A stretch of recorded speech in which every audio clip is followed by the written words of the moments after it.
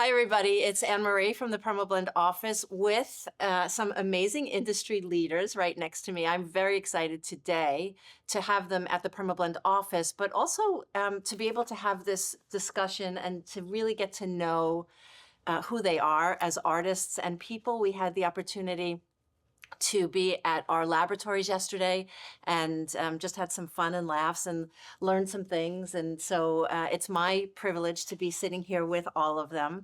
And so I'm going to introduce you and then I'm going to let them say something about themselves. So Jenny Lynn, go ahead. Hey, hello everyone. My name is Jenny Lynn. I'm the CEO of Mystique Brows. I'm founder of PMU Women of Color Conference. I've been in the industry since 2015. I practice in Atlanta, Georgia, and New York City. And I love the way that the industry has evolved. And I'm so happy to be here. So thank you for inviting me. Yes, of course. Miss Amina Sadiq. I'm Amina Sadiq. I am a founder of the Brow and Lash Studio in Las Vegas. I've been doing permanent makeup since 2016. Just launched our chocolate collection for melanated rich skin. So that's amazing. And I am mostly a trainer. That's my passion. Wonderful. Miss Kay Holtz. Hi everyone, my name is Kay Holtz and I am the founder of Minnesota Brow Lash and Med Spa Academy. And our academy has been there since 2017. And just going back a little bit, that my family and I always been in the salon day spa industry for 20 years, and I love the way that the beauty industry evolved throughout the year. Yeah. So, and I would love to tell you more. Yes. And Dr. Zuri Dale. I can't help but say, I have to say it every single time, Dr. Zuri Dale. Thank you. Hi, my name is Zuri. I'm the owner of Artistry by Zuri, the founder of PMU and I operate Artistry by Zuri Institute of Art and Science, where we hyper-focus on the scientific principles of permanent makeup. I love it. So I'm going to go around. I'm going to ask the ladies a couple of questions, and we're just going to have a conversation and have some fun. So my first question is for you. Okay. Now that you're an expert speaker, Uh-huh. which you are, what are your next goals that you want to tackle? I don't think I'm an expert Okay, yet, okay.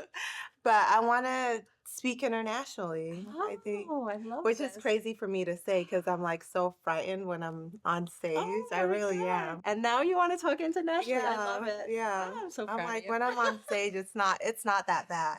So Yeah, like that's amazing. yeah, Good for you. it's That's just really crazy for awesome. me to say that. I love it. I love it. So what did it Thank feel like you. the first time that you got up on stage Oh to my God, speak? I felt like my voice was quivering the whole time. It was at your conference. PMU Yeah, Con. PMU Con. Yeah, which was amazing. Yeah. Yeah. Awesome. That's great. I Thank love you. it. Okay, so this is for Zuri and Jenny, both. What made you want to begin your own conference? What pushed you to say, I need to do this? I think where the industry was at that time. There wasn't a lot of representation of women of color on stage. And I believe that there was talent, but we wasn't seeing the talent. So, so I think that's what motivated me. It was a scary thing because it was the first, conference that was focused on women of color and giving them a platform to share their talents and their ideas and dreams. And so, I think that operating from fear was like my motivation for doing it. So that's what really, I just felt like there was a need for change.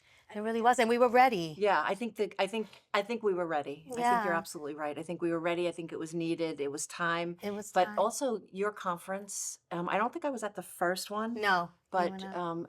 I was so moved at your conference, like to tears. Just how welcomed we were as a brand, Yeah. getting the opportunity to speak to these young artists that finally felt like they had a platform, that you'd given them a platform, was so inspirational, so moving. Thank you. And I'll always remember how that felt. Right. That first time that we were at your show. It was really amazing. Thank you for Well done. that. Yeah. Yeah, it was. It is like you were saying, a safe space, And we want to, we just try to create that within the industry, because sometimes we can feel like strangers to each other, even though we may speak in passing and things like that.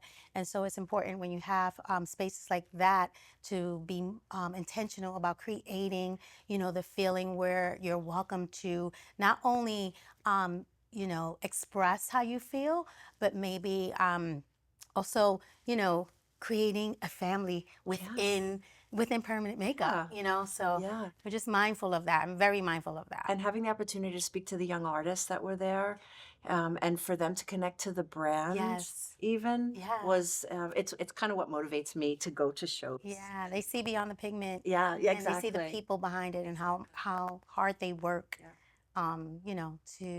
to make sure that the artists are heard. I Yeah. think that's really important as well. Yeah. Well, I always say that PermaBlend is artist driven, Yeah. right? Because one of the things that's really important to me is to listen to what the artists need. And that's why we're always shifting, we're always changing things up or improving, right? There's always room for improvement.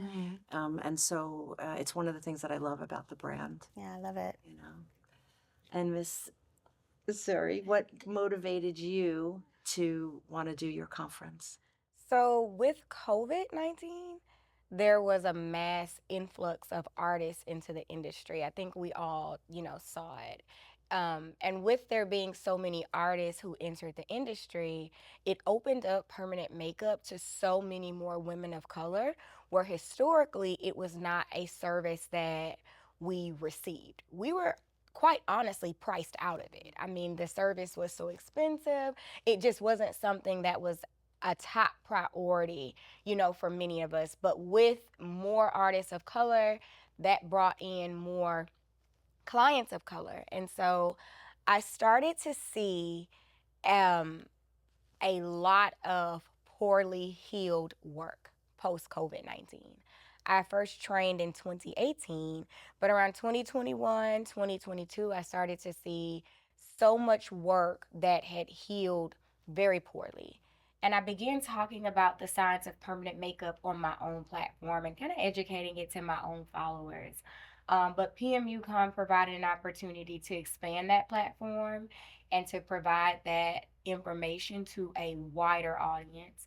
So when I started PMUCon, it was a very targeted focus. It was all about advancing the healed work of women of color, because I had seen so many women who were subject to poor work, and that highlighted a disparity for me in the industry. So not only were women of color receiving poor work, but it was rooted in women of color also not having received the best training. Perhaps training with who they could train with, perhaps it was not obtainable to fly to another state or certainly another country, and so they were training with who they could train with, and I think for a lot of women of color after COVID, they just wanted to build generational wealth for their families. They were not thinking about some of the post-service manifestations or some of the post-service impact that could occur 2 and 3 years later, and we started to see that around 2022, and so I knew that something had to be done. Very much like Jenny. Well, first I'll say, I said this yesterday, you can't be what you can't see. I did see Jenny do it first in 2018, as I want to edify you properly. I want to edify you properly. Jenny did it in 2018. It's so funny. It's very full circle, because when Jenny did her conference, and She was artist of the I year. was artist of the Oh, year get for outta here. Jenny's conference that year. I had just entered the industry. I did not know Jenny Wow. personally, so it's very, very full circle. So I do want to acknowledge that and edify you properly. But that truly is the reason, and it was very, very much so a gamble with PMUCon. I invested 100%. It was no sponsorships. It was nothing, and it was like in 3 months, hoping that it would be successful. So to see it grow from then until now is because it was a personal investment. I was so passionate about it that I put my own resources behind having the conference. Wow. And so That's amazing. thank you. That's amazing. I do think that what's happened with these conferences, what's been so amazing for me to see, is that we need to start to think about, how are we training? right? How are we talking about highly melanated skin and how it's different? We didn't know. There was no training. There was nobody talking about it, right? And so we couldn't do what we didn't know. And so honestly, when I was trained in 2011, 2010, 2011, we were told that it would high melanated skin would hypo or hyperpigment, and that we shouldn't work For on it. keloid. But I think Keloid, right? one thing we know about people of color, for many beauty brands historically, it's been like a box check. I'll get a color or two just to say, you know, that I'm servicing this group of people without really acknowledging or paying reverence to the variety of skin types that exist in the African diaspora. That's so important because, I mean, we are all over the world, and beauty brands did not acknowledge that 10 and 15 years ago, but for lack of knowledge, right? I don't think any of it was necessarily intentional. It's just we've evolved as the knowledge available, you know, has evolved. And I think that the industry has shifted in a really, really good direction because we have a responsibility to use the information that we learn and share it with other people. And so we see now these conversations being had, whereas at first, even if a person knew about it or thought it, it wasn't as widely talked about. Right. And I got the opportunity to speak at your conference as well. And one of the things that I remember saying was, you know, we need to begin to train properly for this skin type and for these procedures because trainers need to step up their game. You know, and Absolutely. and so I hope that, you know, these conferences have really been the push to a more well-rounded experience for new artists that are coming in to train, you know.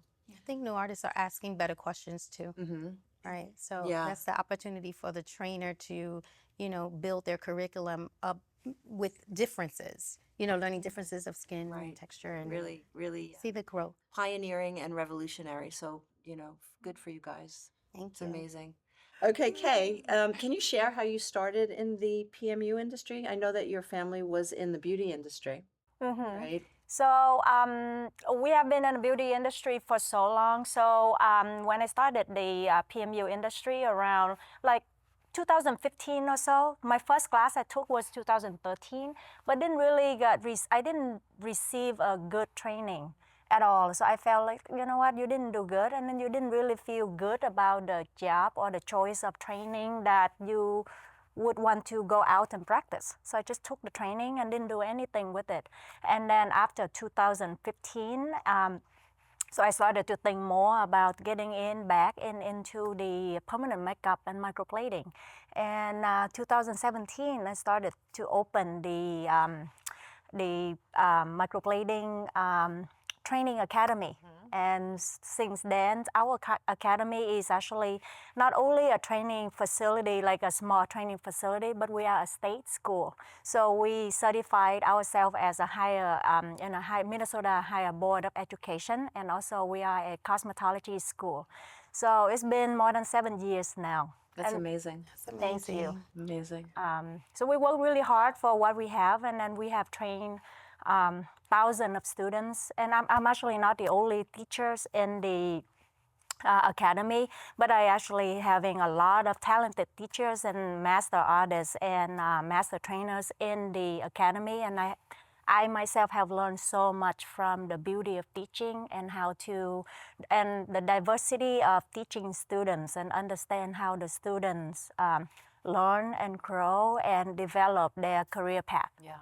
Amazing. And so I always jump at the opportunity when I get invited to come to an academy. And so Kay invited me and I got to go, and her facility is really amazing. And what she does there is really amazing. I sat through a foundational class with her, with some new students and some returning students. She's tough. She's tough. She does not soften, you know, if you're not doing it right, you're not doing it right. And she's going to make you do it right. I love that. So it's a really good training. So it was great to see. Amina, what has it been like working with a set of pigments that you've created? How has that changed the way that you work? Oh, wow. First of all, still so surreal. Yeah. You know, that I was chosen to do this. But it was very needed in our industry because, you know, I know that was my biggest issue as a new artist was trying to mix colors, especially for women of color. Like there just wasn't colors that were dark enough. Okay. You know, I created the set based out of the colors that I was using every day for melanated women. And the feedback that I've gotten so far has been like amazing. That's awesome. I'm just like surprised. Like, Really? wow, yeah. Really? Because I love it, but I don't Right. know if anyone else will, Right. you know? So, But like yeah. you said, it was a need, It was a need. right? Yeah, And it's very much needed. very much needed, and you got to fill that gap. Yeah. And so I think that that's amazing. And then what I really love is that now all these young artists coming in Mhm. get to see this set, get to use this set and experience it, and then get mentored and Yeah. you know, by you. So And it's so easy to use because you don't have to mix it. Right. Like you just yeah, pick the color you Yeah. want and use it. yes. So, And I know you have a yeah. favorite color. What is that? cinnamon swirl. Anytime anybody ever asks me about Yeah. anything about the set, I go, Cinnamon her swirl. favorite color is cinnamon It's so swirl. universal. It just goes with like so many skin Really? tones. Yeah, Yeah. that's great. That's I love awesome. it. That's Yeah. awesome. We love it too. Jenny, how would you like to see the industry continue to evolve when it comes to melanin-rich skin? Continued education, Okay. of course, that's number one. I think more product. Let's see. How do we ensure continued education? Because we can say it, right? But how do Yeah. we ensure that that happens moving forward? I think, I was speaking to another colleague of mine, and we were speaking about the, and I might get some backlash about that, but I think there needs to be some type of regulations Oh, within states.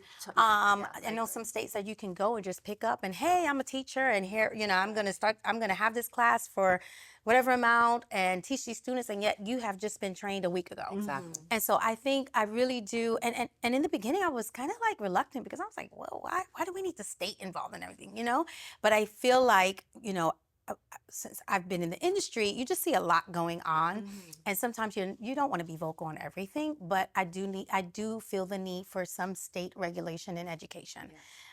Even if it's just like, it doesn't have to be anything crazy, but just a standard, that everyone can be, can have, because it does put the accountability in the trainer's lap. Right. And I think that's what that happens a lot of times when you have these trainers saying there's no accountability. Right. They just come through, they do whatever, and then, That's a great point. it's just a disadvantage to the industry as a whole. Yeah. It affects all of us Yes. when we think that it doesn't. Yes. So I would love to see that, and I am going to can't announce it now, but there's something coming up, and Okay. I'm going to be a part of that. So Excellent. I that's something that I'm really I'm trying to be a part of, so it can be fair for everyone. Okay. Okay. Yeah. That's great. Kay, you have a large training facility with a lot of experienced teachers training many different procedures. How do you balance it all? She also has twin boys. 15 months old. You just have to do it. So like our life will go being up and down and up and down. You're just gonna have to keep on trying and trying and trying. So I kept on telling my students that since I moved to America 24 years ago, my first 20 years, I did not have a summer off. Like I went to school as electrical engineer, and I changed career and owned salon. I worked. And then every time I fail, it's okay, get up. So just continue to be patient, and there will be the light at the end of the tunnel. Just have a goal, keep on going. Keep going. Like I told Anne-Marie that, like exercising, you get up, you attempt to go exercising, and then you put your shoes on, and you would go exercise, and then you will not see the result in 1 day, 2 days, 1 week, 2 weeks, but you will see the result in 2 months, Right. 6 months, and then 1 year. Right. Just keep going. So it's okay to make the mistake. It's okay to make the mistake. One of you ladies yesterday said something about you're not afraid to fail. Yeah. Was that you? Yes. Can you talk about that a little bit? Yeah. Because that was a profound statement and really empowering. You're just not going to get what you want all the time, and that's life. And once you grasp that, once you understand that sometimes you will fail, Sometimes, and you can give 1,000%, and sometimes it's just not meant to happen for you. And I think, once you understand that, you're able to say, okay, like she said, pick yourself up. Right. You have to have the strength within yourself. People around you can tell you all day, you know what, it's going to be okay, it's going to be okay. But if you don't have the strength within yourself to get up from the floor, from crying, from on the brink of this is over, then you're not going to come through it. So, I just, I'm 50. I lived a good life, I've been through some things, and I've learned that, no one is going to save me. And so I have to understand, if something doesn't work out, it's not the end of the world. That's a great. I'm going to be okay. It's a great example. You have I a love daughter that. too, right? Yeah. That you're showing this to. Yeah. Right. And I think Yeah. Kay, just her gesture of it's okay. Yeah. Before, I think we need to give ourselves more grace. Yes. Oh, yeah. For failure, because Yeah. we're with every success there have been failures before. Many. Yeah. Many, right? Yeah. And so we have to make that normal and okay, because it happens to all of us, right? And I think especially as women, we're so resilient. Yeah. Like we just Oh, we yeah. just We kick have the ass, bounce you know? back. Yes. There is We no have that quit. bounce back. Yeah, that's great. Thank you. So I want to add on to what Jenny said. I do train quite a bit of younger generations nowadays, and sometimes it's a little tough to communicate no to a younger generation nowadays. That especially when it comes into quality of work or like good work or how will you communicate? That's not really an excellent work. By not sugarcoating it, by Yeah. saying it's not a good work. I love it. She's say it's so not matter of good. fact. That's it. Yeah, it's not good. I love it. Yeah. But it's a failure. yeah. It's actually It can a be failure. better. You need it to do can better. be better Yeah. to be better, but you have to be able to accept that you Yeah. fail at this. Doesn't mean that you're gonna fail the whole career. Doesn't mean that you're a failure. Right. Yes, doesn't mean that you're a failure. That's good. Yes. You're that's just gonna good. have to accept that and then improve. good. Have a goal and then just keep on going. I and love that improving. style of teaching, by the way. I Yeah. think we need more of that Yes. and less of sugarcoating things. I agree. I Oh, definitely that's so love her good. style I of agree. teaching. Yeah. That's why she said I'm so tough, and she's like, it's not a good work. It's not a good work. But I think it's a lot of it is because a lot of trainers they pride themselves, and I see this in trainings in saying, oh, my student did 90% of this like without me. Look, it's almost like an ego boost for the trainer to tell the student that the work was good because it makes them feel good about themselves, opposed to like the true teaching is in bringing a person from point A Right. to Z, and it's not linear, and you may go back to That's D right. and then get to Y and then go back to H Yeah. and then and I think that trainers feel this pressure to obtain students by being unrealistic. Right. They want to post, oh, this was so great, my student did so good, my student did so well, because they want the good review. They want them to be able to say the training was good, but that's because we judge goodness and what's good and what's great based off of the outcome, but it's the process. It's a It's process. a Not process. the outcome, right? Yes. It's the process. And I think trainers have to understand that too, not just the students. Yeah. You can't judge how good you are based off of how the student is doing. Right. It's great. It's about the process. You're Yeah. right. Not everyone will be the winner, right? Right. Then At and the there. get-go. Right. It's not for Not everybody. every- Right, exactly.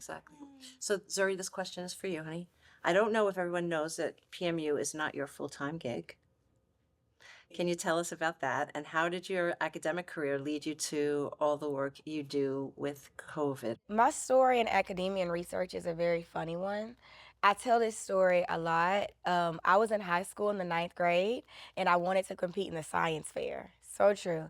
I wanted to compete in the science fair, but at the time for me to compete like regionally, they wanted me to have a qualified scientist. That's what they called it. Someone to sign off on your paper saying, this is sound research. Now, we're in high school. Like, what could you really be doing in high school? But I took that way too literally, and I Googled scientists in Houston. I remember this so vividly. Scientists in Houston. Like, girl, what's going to pop up? But Texas Southern University popped up.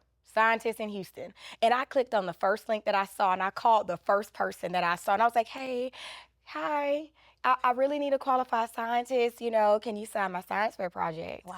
And the gentleman who answered the phone, he said, I'm not just signing your project without looking at it. And I was like, no, I just needed a signature. He said, no, you need to come up here and I need to see the project. My high school biology teacher in the 9th grade took me to TSU one day after school. It was like 5:30 or 6, and he said, I'll sign the paper, but not this project. This is not good. In Kay's words, the work is not good. That's what he told me. It's not good. And I was like, well, I'm in high school. He was like, well, I'll sign it, but you have to agree to come up to my lab and work on a college level project. And so my biology teacher took me every day until I got a college level science fair project. And I went on to compete with the project, won all these awards naturally because I'm the only one whose teacher is taking them to the university to do this science fair project. And I continued to do that throughout all of the summers, throughout the year up until 12th grade. And I graduated and I received a full ride to get my bachelor's degree. But I was always so interested in beauty. Right? I was always interested, I always saw myself to be like a Renaissance woman. Like if I had a choice and could be other things, like, what would you be and like, what would you do? And so I continued to kind of develop that throughout college, got my advanced degrees. And so I said, well, I want to learn something that's a bit more liberating. Let me find like a liberation project. And so that led me to permanent makeup. I did not ever expect that it would become all that it has become, but I think that God led me back to my passion. I don't think he wanted me to get too far away from what I was passionate about. So I think that God planted the seed that I needed to focus on the science of permanent makeup, and it has just evolved, into that. But it really and truly started in 9th grade. I was destined to be like a woman in STEM. I was always going to be a woman like in the sciences. This just gave me a bit more identity outside of that. And it kind of helped it to be okay in a way, because I think when you are a person in academia or in the sciences, negative words get used that people don't think are negative, like nerd. That's not really the most positive, word. People don't mean anything negative by it, but I heard a lot of that. And I was not the most confident person before I got into the permanent makeup industry. A lot of imposter syndrome, a lot of rooms that I was in that I did not think I deserved to be in, a lot of places and that I would get invited to and presentations I would do, and I would walk in and I'm like, y'all invited me? Like, I'm the only Black person here. I'm the youngest person here. Like, y'all asked me? But permanent makeup actually liberated me and it gave me confidence. Permanent makeup changed my personality, actually. I was not as direct. I was not as assertive. I was not as confident. Now I walk in any room like I'm the moment, in my mind, but permanent makeup really, really has helped develop my personality, and I'm so grateful to be able to merge the two. What an amazing story. I know. And kudos to your teacher. Yes. Kudos to that scientist that took the time. And I just graduated, with my doctorate. And so in the dissertation, you get a chance to acknowledge. And she was like the very first line. And I invited her to my graduation party after all of these years. She had no idea. And she was just like in tears. Like I was just being a teacher, just taking you where you needed to go. So. That's amazing. Yes. What an amazing story. Yes. Very cool. So how have you seen change in the industry since you've started? I think that there are many more artists. The quantity of artists has increased. Because the quantity of artists has increased, the quantity of trainers have subsequently increased. When I got into the industry, I remember people would be fearful, so to speak, of stepping into the world of educating others. There was more of a, oh no, I'm just taking clients right now. I'm not ready to train. Or when they did train, they may start with one student, or they may start. And what I feel like I'm saying now as a person took a class 6 months ago, and now they have like a class of 6, in the next 6 months to a year. That's much different.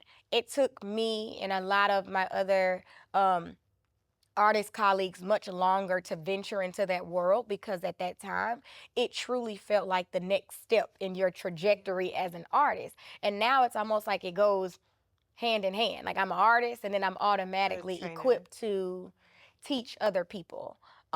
So I have seen that on the artist side, but with the clients, I have seen so much of a need for corrective work. I'm not sure. So many of my clients have existing work now, whereas that was not the case prior to. So it's forcing us as artists to learn how to correct work, in a better way, and you can't correct it all the same way. But on a positive, I do think that artists are beginning to understand that having a book client list doesn't make you an expert. Just because people are coming to me does not make me good. And that's just the truth. People may be coming for whatever the reason is that they are coming, but it does not necessarily make you an expert. And I do feel like, especially like in our community, artists are starting to see, I need to do more than just go to one training. I need to do more than just go to 2 trainings, whether they do it or not all the time. But I think they're starting to see that there's more of a need for that. And there are so many conversations happening now that were not happening even like 2 years ago. Yeah. So that's a positive. And so we just have to assume that in a couple of years, things will look even more evolved than they look right Great. now. And how have you seen the industry change since you've started? Sort of like what Zuri was saying, like you can take a class today and then tomorrow you're a trainer. Yeah. It took me about 3 years into my career before I started training Mhm. one-on-one, Mhm. and then 2, Mhm. and then, Yeah. got into small groups and then larger groups because everyone does learn differently, And then as far as like, when I started, correcting work was maybe like a thin line, a thin red or green line that you corrected. Now it's like it can't be fixed. Like not even God can fix it. Yeah. Like Yeah. it's beyond me. I'm just like, who did that to you? Why did they do that? Like there's a lack of care when it comes to a lot of artists because they're in it for the money and not in it for transforming lives, right? That makes me sad. Yeah, it's very sad because every day in my DMs it's like, can you fix my brows? And before I even see the picture, I already know I can't fix it. It just can't be fixed. Right. It's scary, Yeah. and it's unfortunate because I'm just like, why would someone do this to Right. you? And it makes me Yeah, it's a think lack of care. and go back to the lack of regulations and Training. the training. Yeah. Yeah. And people think, unfortunately, there's such a big price gap when it comes to like training and pricing your services. So people think they can just get trained for a few $100s and they're ready to go. Mhm. Just because, price doesn't necessarily say how good or bad a trainer is, but it should be some kind of inclination that if Right. you're only charging, $1,000 for training, like you're Yeah. probably not going to Yeah. get trained properly. And you guys cannot learn permanent makeup off of YouTube. Yes, Online. please So don't sorry. YouTube Please do not University. do that. YouTube University, yeah, and I think that's where a lot of the corrective work is coming Yeah. from is from that because Yeah. I can't imagine them learning it Yes. anywhere else. And I it kind of can't. blows my mind that they actually can look at YouTube, think they've got a skill, go and do it on somebody, and feel confident enough or Feel have confident. the gumption Yeah. to go to somebody's face with a needle. Well, Yeah. I tell people, I'm like, you do recognize the skin is an organ, right? Like, we have other organs like kidneys, heart, liver, pancreas. Would you just let somebody just do a procedure? Would you feel comfortable just incising any other organ like other than the skin? Yeah. And I try to conceptualize it like that for people. This is still an organ of the body, right? Right. Like you would not just let anybody perform a service on you, and you wouldn't feel comfortable just doing that on Yeah. anybody in any other setting. But we have made it so commonplace in permanent makeup. Well, the industry, it's just Yeah. become just way too common. Like you're actually incising skin. I don't think people understand it to that No, they don't degree. understand it because a lot of times they're like, oh, yeah, I'll try it. Right. It's not something you No. try. Yeah. It's Oh, not the something clients you- say that too. I just wanted to try. Yeah. Like what? Like, What do you mean you try? do you even know what's about to happen today? Mhm. You know what I'm saying? And a lot of times they don't. It's like, no, it's not something you try. Like Right. this is permanent, and it's not like, oh, I'll just try it and pay a couple $100, and if it doesn't work out, I'll get it fixed. It can't be fixed. Yeah. And now you're paying thousands of dollars to try to get it fixed. There's damage to your skin, Right. and it's still not fixed, And you know? yeah, it will So never be right. yeah, clients need to do their due diligence in researching their artists, and artists need to Do care. their due diligence. They and need to care. Right, exactly. Just care. Seeking But out you know what? training. You Yeah. don't know what you don't know. Right. And we say research a lot. That's they don't not know a what to skill research. that's not a Yeah. They skill don't know that what to people research. that Yeah. people have, right? Like Right. how do you research? Because what Right. am I even looking for? And No, that's why I and think it's we need to be the true. example, the standard, like create some standard of excellence so that way when they're researching, they have a benchmark. Because what Yeah. are you Right. even looking for? No, and As I'm even researching. with that, with the research, I've had my work stolen a lot on and ending up on other people's pages. And then when I go on those pages, I notice that all the work is stolen because I recognize other people's work. So it's like, yeah, it is hard being a client. Like, what do you research? What do you look for Right. when, you go on some pages and Right. all It's the not work even is their work. stolen? Yeah. Yeah. Yeah, that's a So, good point too. yeah. Yeah. How about you, Jenny? How have you seen the industry change?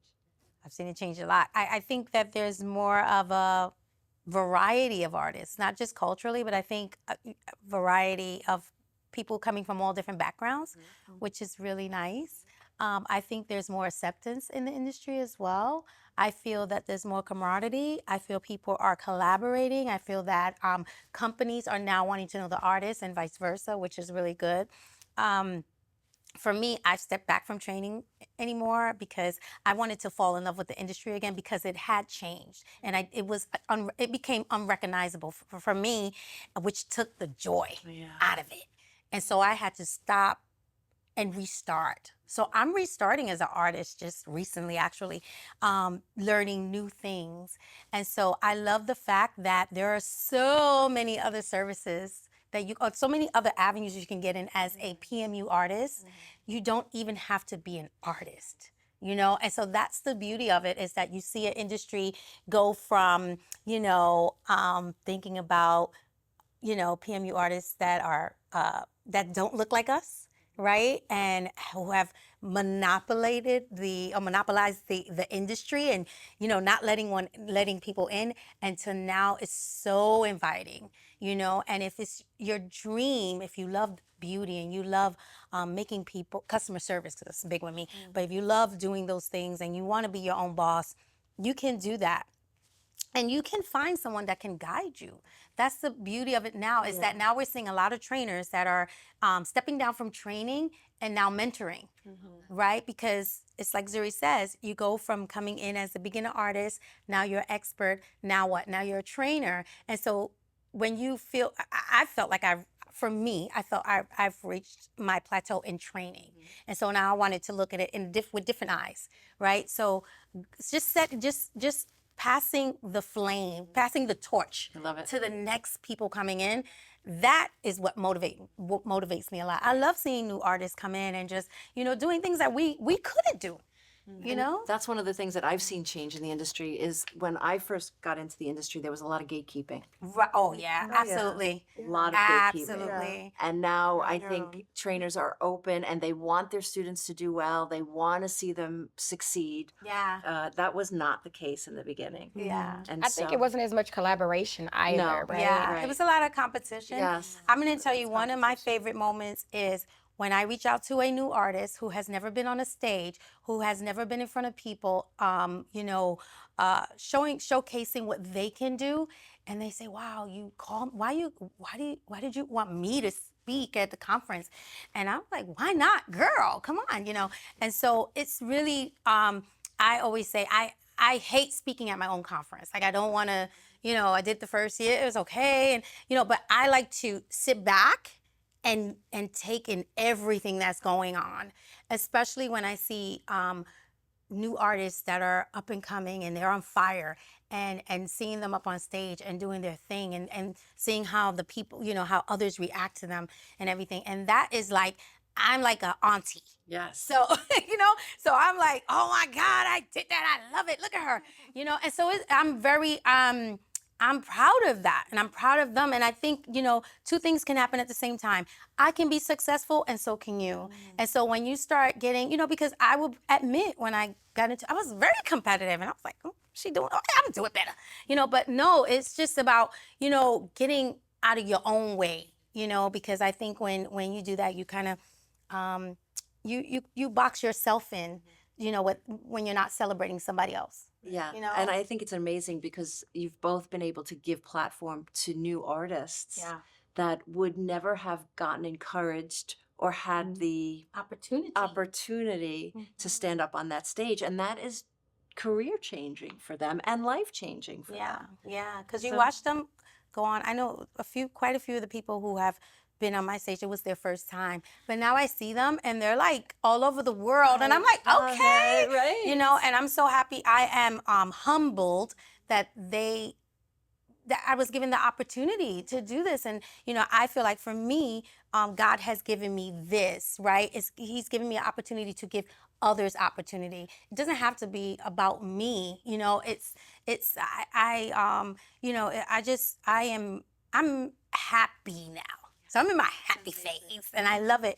And so, when I see others that are just excelling and really living out their dreams, and not only that, for us culturally, changing your legacy, that's huge. And maybe you came from one place and now you're here and you're able to provide for. I'm a single mom, so I look at things very differently. I'm head of my house, so I'm a single mom, and to be open, I thank God every morning I wake up and every night I go to sleep, and I'm able to take care of my children. There were times when I didn't have lights. I remember being in this big old house and I couldn't afford my mortgage. I was in foreclosure 3 times. People don't talk about those things, but I didn't know what was happening. I was pregnant. We were without lights, trying to keep warm in front of a fireplace. And so I went through those struggles. I know what it is. And so for me to be able to, just even if it's the basic necessities from my children and my family, it's big. It's amazing. It's big. It's a lot of God. What did he say? God just does not give you what you can't handle. And sometimes, I feel a little, but I'm just blessed that I'm able to do the things that I can.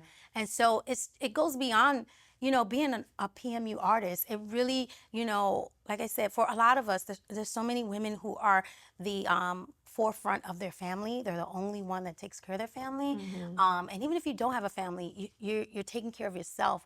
And just to be able to do that and be able to, help someone else. Yeah. That may need. It's more than help, though. It's like changing somebody's It's life. life-changing. Yeah. And I think that's it's what has kind of sensitized me to women who do take trainings that are lesser expensive. I've become more sensitive to that, over the years. And I always pray and ask that I don't become so desensitized to the world and the things that are actually happening in the world, because to some degree, permanent makeup is not the real world. We have 5 students who signed up to pay you $3,000 a piece, and you go home and they paid you that for 3 days.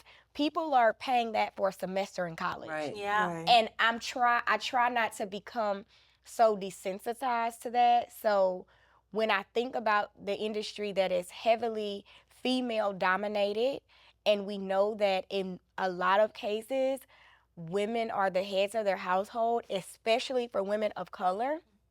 That's what the statistics say. Especially for women of color, it's like, is this a person who does not care? Or is this a person who is spending their last, like $500 or $600 to them, is still, I took my last it's $500. still a lot of money, potentially. It could be to somebody, still a lot of money. It could be a final investment. It could be a final chance. Yes. So I try to also, as we do think about what the standard of excellence should be, it makes what you're saying be so important, because it has to be inclusive, but it also has to represent people's lived experiences, not just their experiences in the industry. Right. I remember when I took my very first training, and I know this is not live, but shout out to Philip. This is not live, but I'm just gonna say it. Gonna put it in the atmosphere. My boyfriend, I will never forget this. The week of my class, the engine in my car went out. And I was like, oh yeah, I won't be taking the class. Because surely I gotta choose between my car and I have to choose between taking a class, right? And so that did not fall as high on the priority list. And he was like, oh no, you're gonna take your class, I'll pay for the engine. Put a whole new engine in my car, that's crazy. That's like crazy expensive. But I thought about the place that I was in at that time, and I would have totally said at that time, I can't afford to pay this. Who's doing it cheaper? Right. You know, Yeah. because my knowledge was so limited about what I was doing, and I had other priorities. Yeah. And a lot of the women who are in the industry are women who have children, are women who don't have a lot of financial support. It may not be multiple adults in the household. So to even come to a conference, pay for the conference, pay for the registration, Exactly. pay It's for a the lot. hotel, It is. It's a and sacrifice. we're A lot of asking money. them to pay for like these Yeah. other things. Take I days just off. don't want to become so desensitized to the fact that people are, in a lot of cases, spending their last, and their lights may be off at home just so they could come and do this. So we want to show up and be our best selves for them because of that reason, but also know that all the time, I don't think it's just a desire to get rich quick. Yeah. Or to look for Yes. the cheapest Right. course. Yes. And if you are a person of color and you're born on the lower rung of the economic ladder, it takes generations to change that. That's not a like in my lifetime. So, right, like I'll do well in my lifetime, but it's gonna take generations for my grandchildren and great grands to even see any manifestation of that. And so these are people who just want to be able to leave something to their children, even if it's a paid for funeral. You know, it may not be just wealth, but something. So I'm very sensitive to that fact as well. Amazing. That was really well said. That's good. So this is a question to whomever wants to answer. What are your thoughts on the importance of continuing education and mentorship in the PMU industry? And how do you encourage your students to stay up to date on the latest trends and techniques? I would love to answer the question. Yes, please. So I think education is the most important thing of human evolution, I think. To begin with, the students should have a good training or good education foundation to begin with. So that's why when we do train, we always prioritize the fundamental, because those are the first block or the first foundation to help a student to grow more solidly. Because if you build a house on the sand or you build a house on the concrete, that's different. Absolutely. So to begin with, students should receive or should prioritize good foundation training to begin with.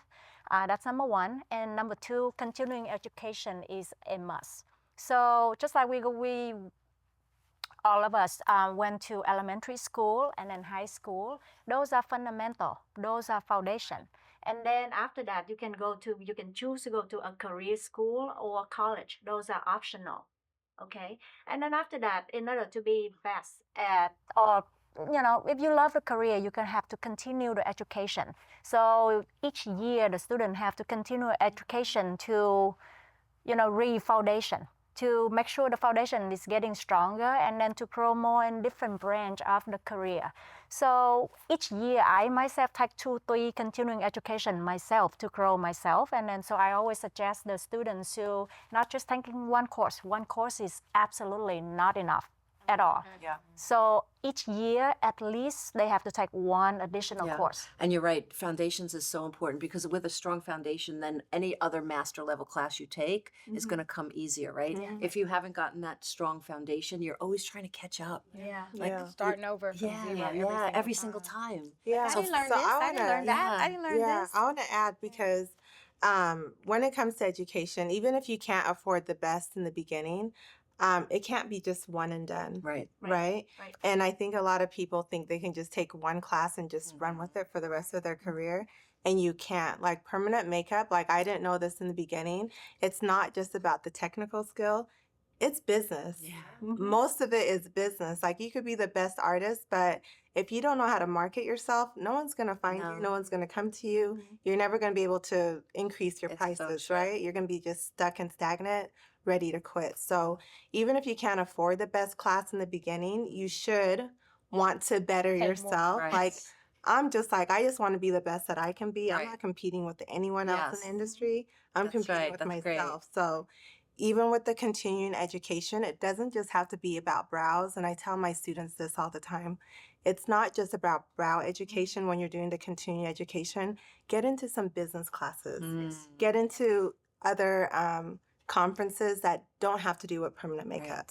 You know, But 'cause that's it's what I all gonna love help about you. the new you know, you guys are always addressing business as well. Yeah. And so artists are important. having the opportunity to Yeah. Yeah. talk about the It's, business piece of it. Yes, it's, Yeah. your career is just not about the technical. would love It's that just- it was. It's Yeah. not just Yeah. about a technique. Right. It's about not just technique. Yeah. Yeah. Technique is crucial. Right, but of course. Yeah, but that's You once they gotta learn. get there. If no one's Right. ever coming, Right. you know, then you never even Yeah. get to see or practice. I the tell things. artists all the time, like, just keep your head down, do your best, Yeah. right? Focus on you. Focus on you and Yes. how you can improve yourself, and the rest will fall into place. Like, I can't worry about my competition No. personally. I Right. can't worry Yeah. about that. Right. What I have to do is look at my product, speak to my artists, find out what they need, and move my business forward based on that. Yeah. Yeah. Right? If I'm constantly looking at what every other company is doing, then my focus isn't here. Right. Yeah. And it has to be here Yeah. so that I can do the best that I can do Right. with what I have, my resources that I have. Yeah. And it's so funny you say that because I remember a time when,